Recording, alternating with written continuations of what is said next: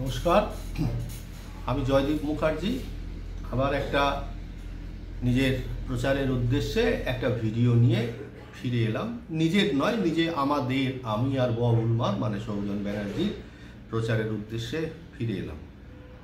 যাই হোক, সবাইকে অনেক শুভেচ্ছা, অনেক ধন্যবাদ জানালাম। যদি কেউ দেখে থাকেন তাদেরকেও ধন্যবাদ জানালাম। তো প্রথমে একটু আসি, গত সপ্তাহে যে ভিডিওটা পোস্ট করেছিলাম সেগুলোর কি হয়েছিল সেগুলো সম্বন্ধে একটু আপনাদের ফার্স্ট বলি। প্রথম যে তিনটে স্টক আমি নাম বলছি, এটা আমার বাবা বুলমারের স্টক, মানে সৌজন ব্যানার্জি স্টক। উনি আমাকে দিয়েছিলেন ইন্ডো অ্যামিনিজ লিমিটেড। যদিও লেভেলগুলো আমি খুঁজে বার করেছিলাম, বলেছিলাম 181 কাছাকাছি আসলে কিনতে হবে। 187 টাকা 50 পয়সা অবধি এসেছিল, তারপরে সেখান থেকে হাই করে 202 টাকা, ক্লোজ করে 199 টাকা। তার মানে আমার কথা অনুযায়ী কিন্তু কেনা যায়নি। কোনো ক্রেডিট নেওয়ার চেষ্টা করছি না, বলছিও না যে যদি এখানে কিনতেন কি হয়ে যেত। দ্বিতীয় বলছি কি, যে প্যাটেল ইঞ্জিনিয়ারিং বলেছিলাম 53 টাকা 50 পয়সার কাছাকাছি আসলে কিনতে হবে। তো সেখানে এসেছিল 55 টাকা 45 পয়সা, 58 টাকা 95 পয়সা হাই করে, এটাও কিন্তু কেনা যায়নি।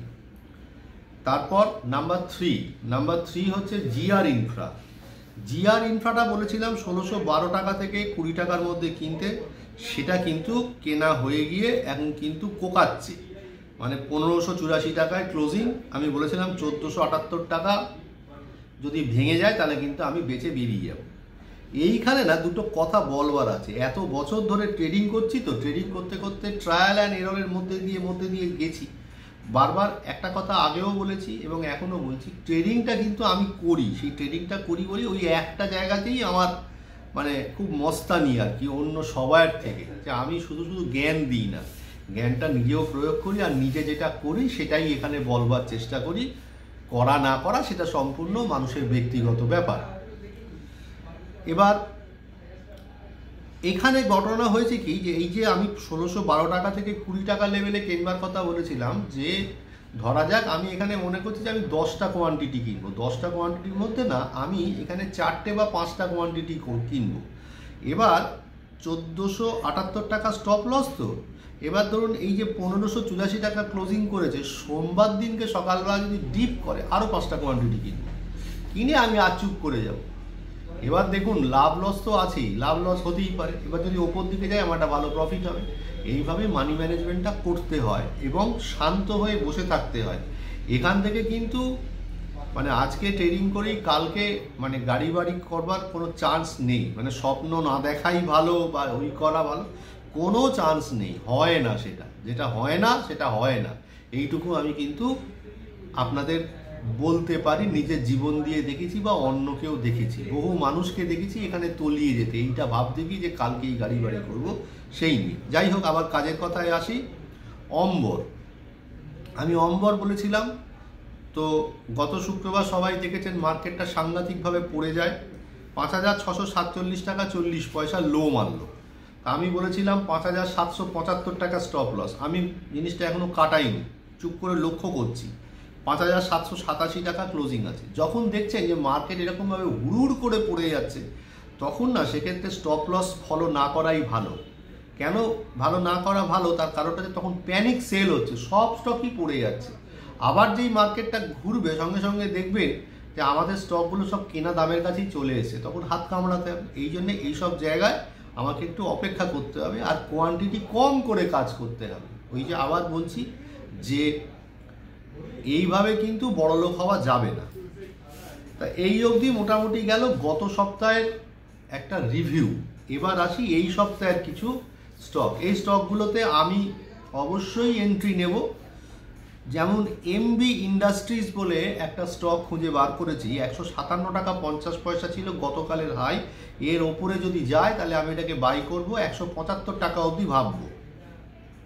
স্বরাজ ইঞ্জিনিয়ার 3260 টাকায় হাই আছে, আমি 3260 টাকার ওপরে কিনবো, 3450 টাকা এই লেভেল অবধি ভাববো। স্টপ লস এখনই ভাবছি না, কেন চার্টগুলো বেশ স্ট্রং। এবার বাবুলমার আরও কতগুলো স্টকের কথা বলেছেন, সেগুলো একটুখানি বলি। র্যামকো সিমেন্ট, উনি আমাকে স্টকগুলো দিয়েছেন, লেভেলগুলো খুঁজে আমি বার করেছি। হাইয়ের ওপরে কিনবো 1043 টাকা 25 পয়সা, হাইয়ের ওপরে কিনবো র্যামকো সিমেন্ট। আমি স্টপ লস দেবো 985 টাকার নিচে, টার্গেট রাখবো 1140। প্রশ্ন হচ্ছে বাপরে বাপ, এত বড় স্টপ লস, মাত্র এইটুকু টার্গেট। এখানেও কিন্তু মানি ম্যানেজমেন্ট করবো, তবেই লাভ করবো, নাহলে জীবনে লাভ করতে পারবো না।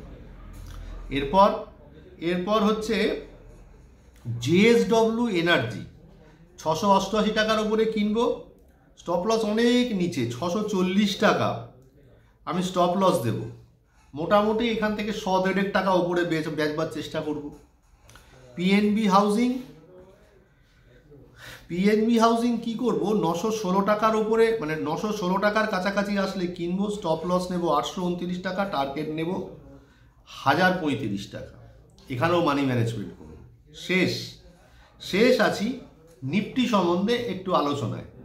যদিও আমি নিফটির সম্বন্ধে সেরমভাবে কিছু বুঝিও না, অত কিছু বলতেও পারি না, তাও একটু বলার চেষ্টা করছি, যদি একটু নিজের ইমপ্রুভমেন্ট হয় আর যদি কোনো মানুষের কাজে লাগে। নিফটিতে আমি গত সপ্তাহে বলেছিলাম যে এমএসিডি স্লোপটা, মানে হিস্টোগ্রাম স্লোপটা সবেমাত্র পজিটিভ হয়েছে, দেখেছেন তার পজিটিভ হওয়ার নমুনা কিন্তু দেখিয়ে দিয়েছে। এই সপ্তাহেও কিন্তু এমএসিডি হিস্টোগ্রাম কিন্তু মানে আবারও পজিটিভ স্লোপ তৈরি করেছে। আমার যেটা দেখে মনে হচ্ছে 24,800 একটা বড় লেভেল, এই 24,800টা ভাঙলে নিফটি কিন্তু 25,100 অবধি দৌড় আমরা দেখতে পারি। এবং নিফটির যে ক্যান্ডেলটা বানিয়েছে তার লোয়ার শ্যাডোটা অনেক বড়, তার মানে নিচে থেকে অনেকটা বাইং হয়েছে। তো যাই হোক, অনেকটা বড় ভিডিও করে ফেললাম। আগামী দিনে আরও বেশ কিছু তথ্য নিয়ে মানে ছবি দেখিয়ে কিছু হবে না, যেটা বলতে হবে সেটা হচ্ছে কি বললাম যে সেই 2007 সাল 8 সাল থেকে ট্রেডিং করছি, 2024 সাল এখনও আরও ভয়ঙ্কর ট্রেডিং করছি। তা ট্রেডিং করতে গিয়ে যেটা বুঝতে পেরেছি, আপনার যা সেট আপ আছে সেই সেট আপ সম্ভবত 5 থেকে 10%, আর বাকি 90 থেকে 95% হচ্ছে আপনার মন। আপনি যদি আপনার মনকে ঠিক করতে পারেন, আপনার কিন্তু মোটামুটি একটা ভরণ পোষণের খরচা শেয়ার বাজার থেকে উঠে চলে আসবে। সবাই ভালো থাকবেন, সবাইকে শীতকালীন আবারও শুভেচ্ছা জানালাম আমার এবং আমার ববুলমারের তরফ থেকে। কিছু প্রশ্ন, কিছু কোয়ারি থাকলে অবশ্যই ববুলমারের সাথে যোগাযোগ করবেন। সবাইকে অনেক অনেক ধন্যবাদ।